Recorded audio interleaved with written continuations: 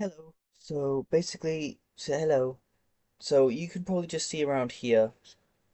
So you might be looking at this and going, "What the hell is that?"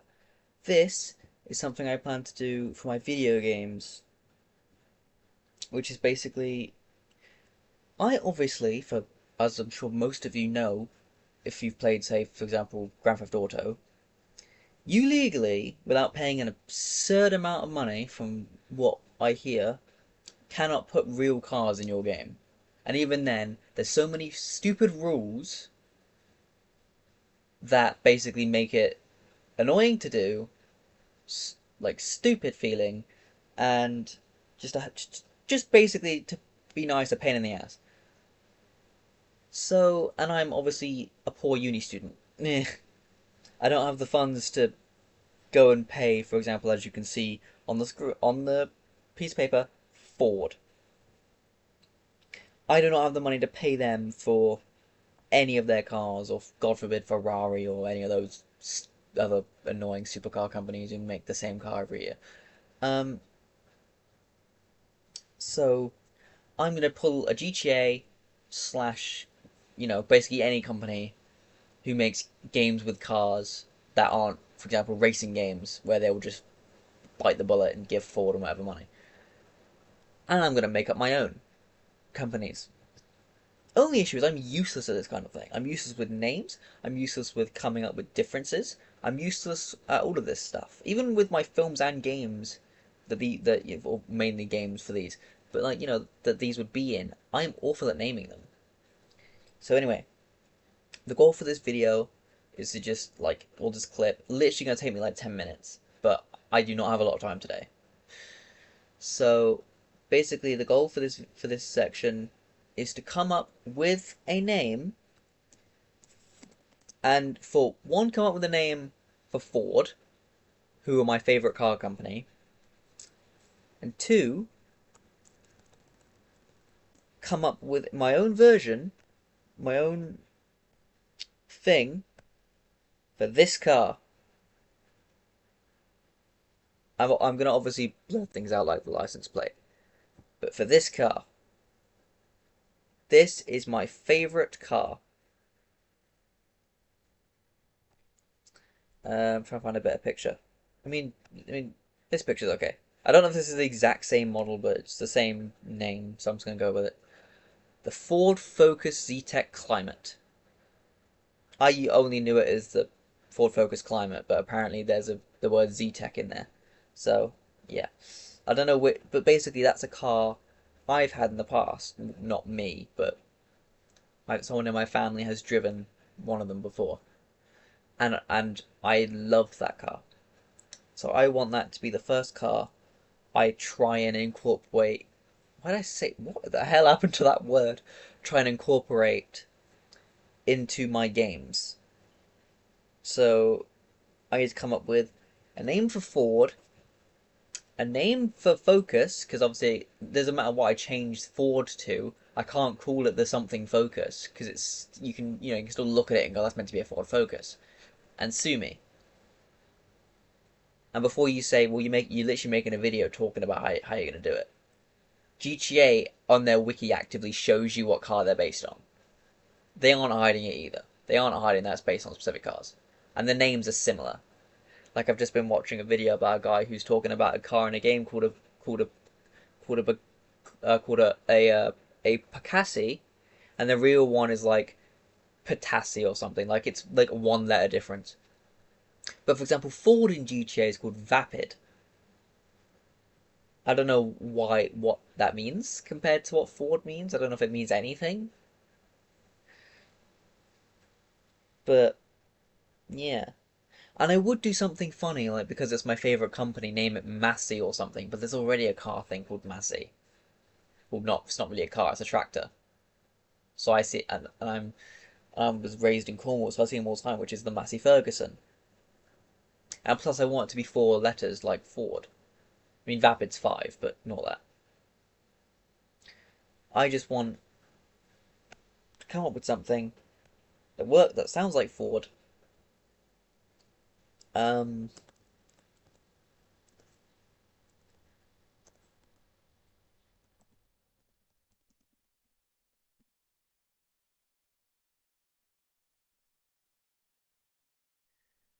sounds like Ford, isn't Ford. Something that sounds like Focus but isn't Focus. And then you know what? I might leave the word climate just for my own, just to like say to myself, "Yay, it's the same car." It'll look basically the same anyway, minus obviously the changes you legally have to make to not be sued. Um, but yeah, so this is just going to be a video of me basically just trying to figure out different things. Now the in-game name matters way more than the car name because this is going to be the name on all of these cars.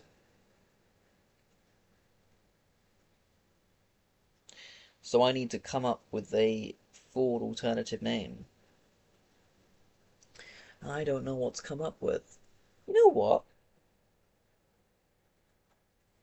I'm gonna call the company Focus. I'm gonna be lazy. Just call it Focus. The Ford Focus is my favorite Ford anyway. So the company's called Focus. And then, so the Focus something climate. Okay. Or I could just call it the Focus Climate. Right, this name might not change, but that's my first car. The Focus Climate.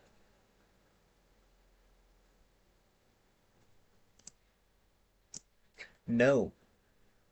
Because this is the Ford Focus Climate, it should be the Focus Climate and then something. Because then I can use a regular Ford Focus and that be the Focus Climate. But this is a very specific Ford Focus, the Ford Focus Climate. You know what? No. Oh yeah. Call it the Focus Climate. And I'll probably change that name eventually. You never know. But at the end of the day, I do like the idea of renaming Ford to Focus. I know that's a very, very crap and lazy alternative, but I don't know. I love Ford Focus too much to not just call them Focus. I know a lot of people in real life call Ford Focuses a Focus without naming them Ford. Okay, it doesn't really matter at the end of the day. I'm not really that big of a game developer, and if I get illegal issues, I'll just change the name. It's not that big of a deal. And I'll make a little in-game reference that they used to be called the Focuses. Right. And then I'm not going to bother designing it or anything, because I just want it to basically... It's basically just going to look like this, but with some changes. Like I might change the headlights and the wheels, or something.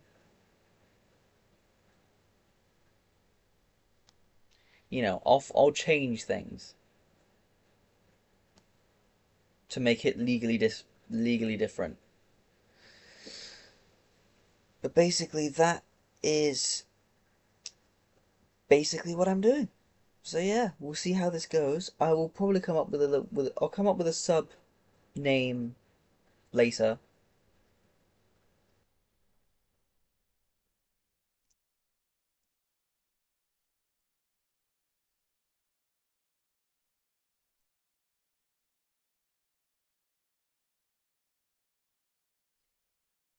I like that. The Focus Atmos. I like that. There you go. This is new name in my games. The Focus Atmos Climate. Nice. I'm proud of that. Right, yeah, I don't have much time, so I'm just gonna skedaddle, but hope you found this interesting. Me basically founding an in-game company at 10 to 4 in the afternoon on a random Tuesday. Okay, so yeah, toodaloo. We'll see what tomorrow holds. I don't know. So hello, welcome to. I know obviously you've already watched a little bit. I'm just gonna move you closer. I've learned that while my computer says it's loud, I've learned it's not. So, I know I've already spoken to you a good bit in this video because the first part I had recorded the audio while I filmed it. In this part, I didn't because I'm so smart. So I thought it would be kind of fun to go over what I'm doing and talking to you guys. So I haven't blurred any of it because this, while it is a show I want to make, I wrote this for BBC writers, and I was going to show you all of this anyway. This is stuff I wrote with the idea that you'd see it.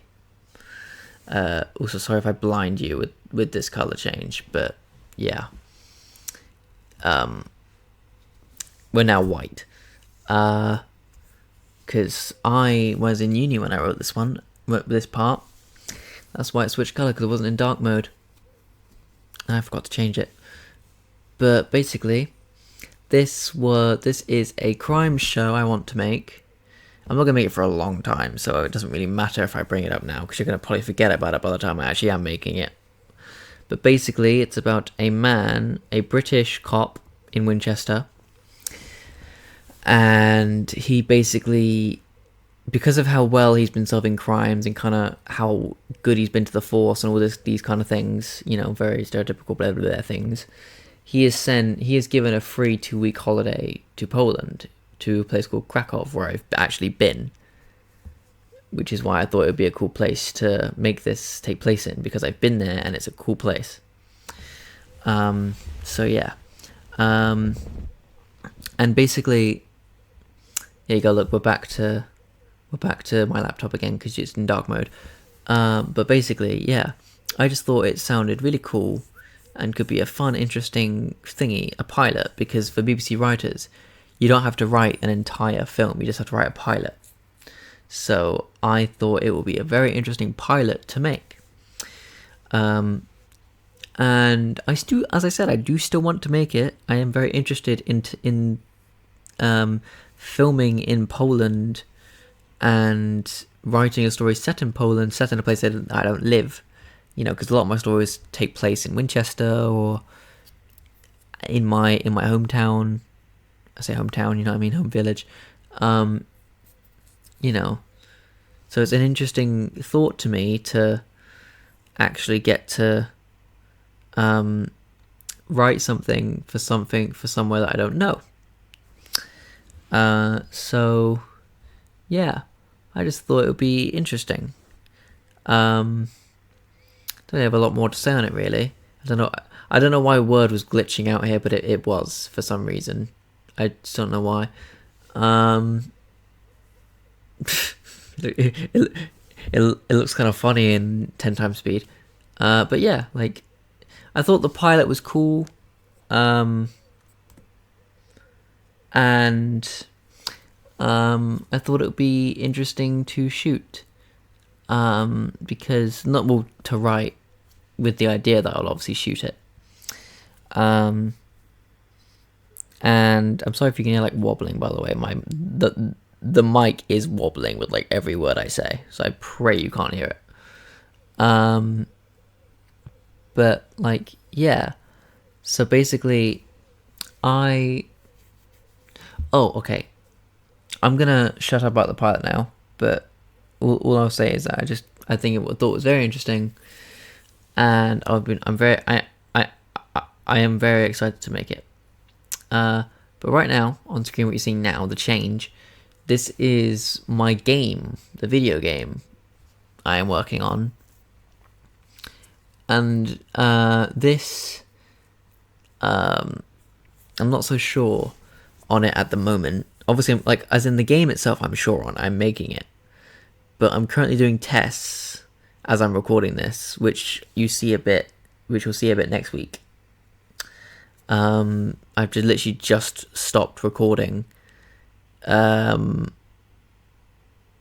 5 of the next week, where I was playing a game. It'll make sense when you see it. I was playing Modern Warfare for 3 hours to kind of test what I've written down here. which I don't even know if I'm going to show this. I might censor it. We'll see in a minute. I'll see in a minute. You'll have seen this whole time. But yeah, I just think I think it's an interesting idea. It's my first game, so I'm trying to not go too crazy with it. But you know, I just didn't want to be one of those people who they're like, oh, make your game small, so I make it like something I have no interest in whatsoever. At least even if it's not as small as it probably should be, I'm at least making something I have an interest in. So what you're seeing now, well, you've been seeing it for the past 10-15 seconds, is basically me doing uni work. This is a uni project, which is basically, I used Canva, and I had to make mood boards for my cinematography project in my film course. I won't go into too much detail about what it all means and stuff like that, but basically, we have to we have 3 projects. We have a 1-minute short to make you feel something for an object, a 1-minute project where you see a power shift between 2 characters, and one where you kind of make a location feel grand, booming, whether it's in a positive or negative way. And I don't think I'm going to post these anywhere. I have had an idea of something to do with the scenes generally, but not with these recordings of them. You're probably never going to see these, video-wise. But basically, I've had an idea that I'm going to basically use the 3 scenes I'm coming up with to make a kind of... To make a kind of... make a proper big film, to help me come up with a big film. And I'll quickly go over what my ideas are for the cinematography project, which is, for the feeling for an object scene, I'm going to have a student who's really stressing about his work, and out of anger he throws his pen into a dark corner. And the camera will be kind of focused on this pen in this dark corner. Making the whole room kind of feel kind of scary and big and kind of, frightening. Unrelated to the third object film, the grandiose thing. And basically, the student will come over to go and look for the pen, but he won't find anything. So he will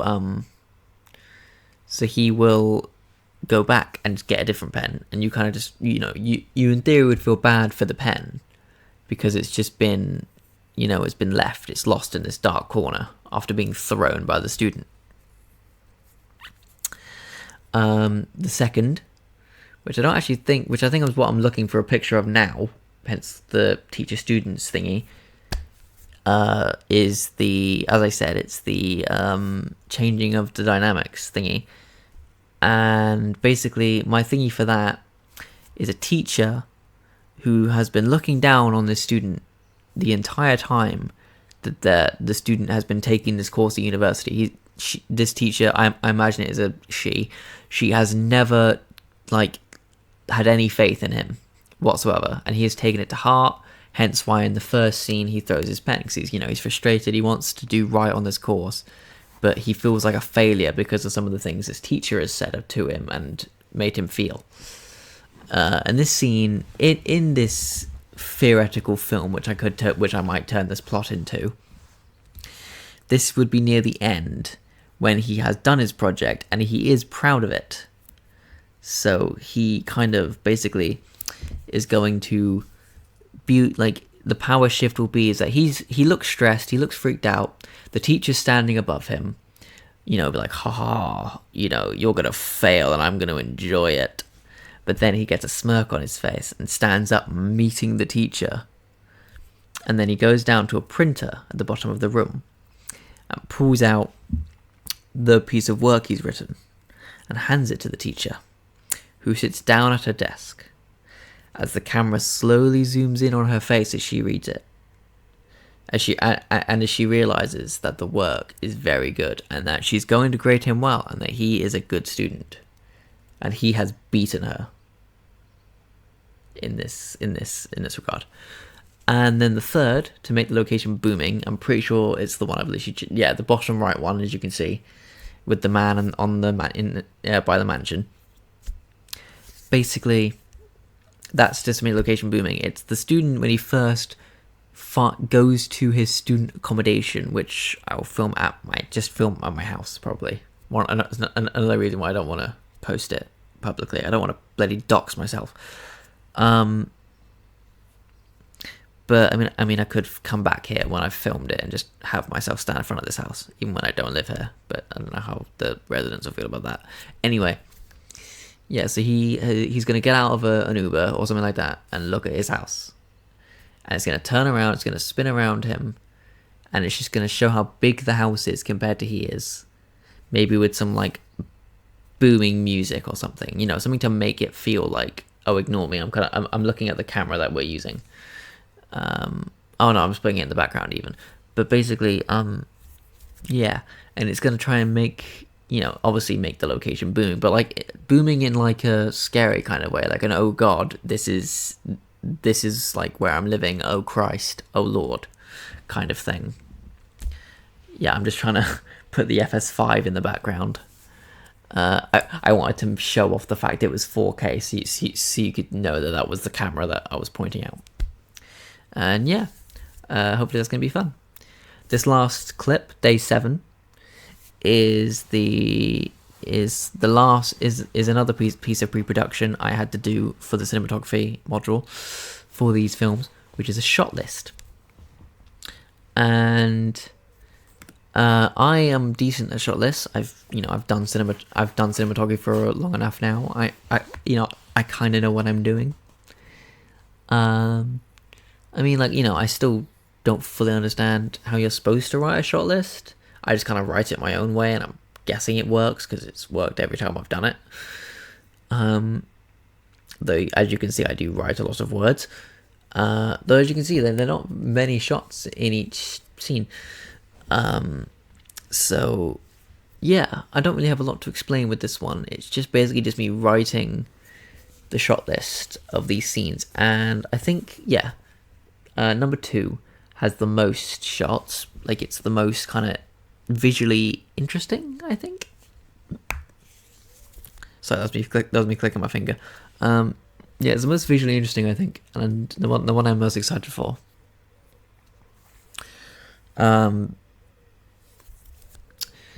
And yeah, I don't really have a lot to say about. I don't really have a lot to say about this shot list because like the others, I kind of have something to explain about. When I'm explaining the film and stuff, I've explained the film now. There isn't really a lot to say because it's just a shot list of the film. But kind of going into more detail, if you want to read it while I'm writing it, because I'm not, I'm writing it fast, but not too fast where you can't read everything that I've written before.